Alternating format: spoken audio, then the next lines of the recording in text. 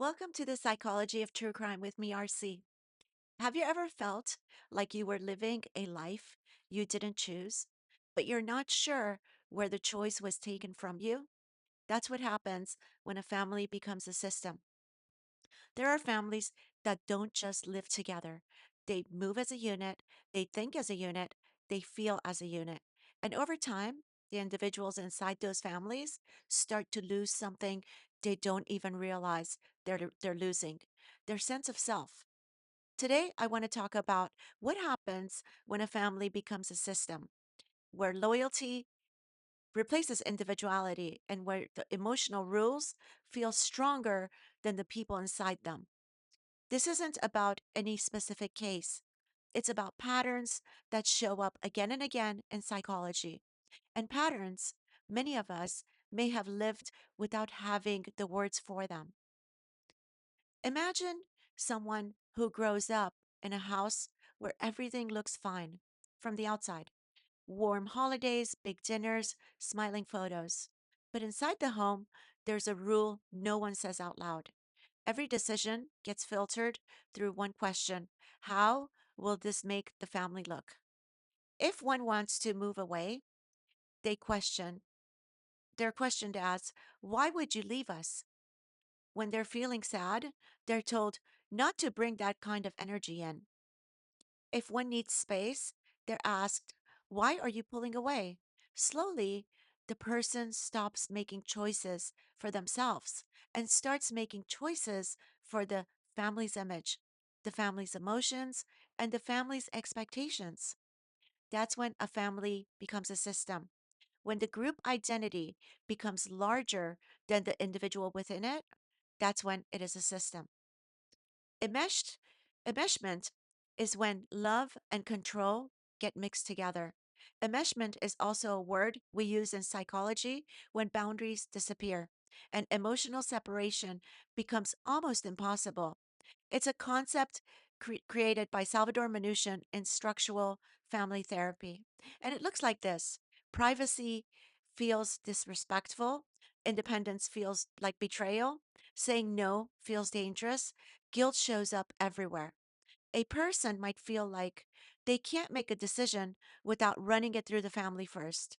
Not because they want approval, but because they fear emotional consequences. Some people realize this later in life and think of how they didn't know where they ended and where the family began. That's not weakness. That's the effect of an enmeshed system. In controlled family systems, people don't get to just be themselves. They get cast into roles. Roles like the high achiever, who must never fail, or the one who gets blamed when tension rises, or the peacemaker who smooths everything over, the quiet one who disappears to avoid conflict, or the caretaker who absorbs everyone else's emotions. No one chooses these roles. They're handed out silently based on what keeps the system intact. And once someone falls into a role, the system rarely allows them to change it. Even as adults, people find themselves acting out the same part, even when it hurts them. They may notice it, but not know how to change it. So when loyalty becomes a survival skill, one of the hardest things people experience in these systems is how loyalty gets defined. So, loyalty becomes silence, compliance, emotional labor, self sacrifice, and often losing parts of the self. People learn early you don't share family business, you keep the peace, and you protect the group. And the truth is, they're not doing this because they're weak. They're doing it because the family taught them that stepping outside the system will cost them something emotionally. In controlled systems, loyalty feels like love, but it's actually survival. So, how do people lose themselves without realizing it? This part is something I've seen again and again. People don't wake up one day and say, I'm no longer myself. It happens slowly. A little guilt here, a little pressure there, a message like, why would you want something different? Or, do you realize how this makes us feel? And over time, a person wants and needs, boundaries, and instincts get overwritten by the needs of the system. Sometimes people notice it in small ways. Their voice changes when they talk to a certain family member, or they avoid bringing up their real opinions. Some make themselves smaller, others will apologize automatically, and they feel guilt making decisions for themselves. These are not personality flaws, these are signs of emotional conditioning.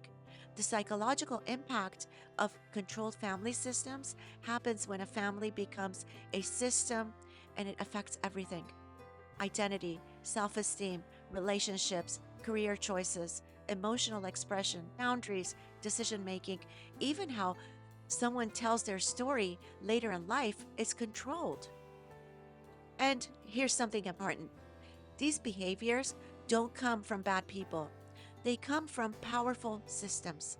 Systems that have been in place for decades. Systems that reward compliance and punish independence. Systems that survive by shaping the people inside them. Understanding this doesn't excuse harmful behavior, but it gives us a clearer, more compassionate framework of understanding why it happens. If any part of this felt familiar, you're not alone.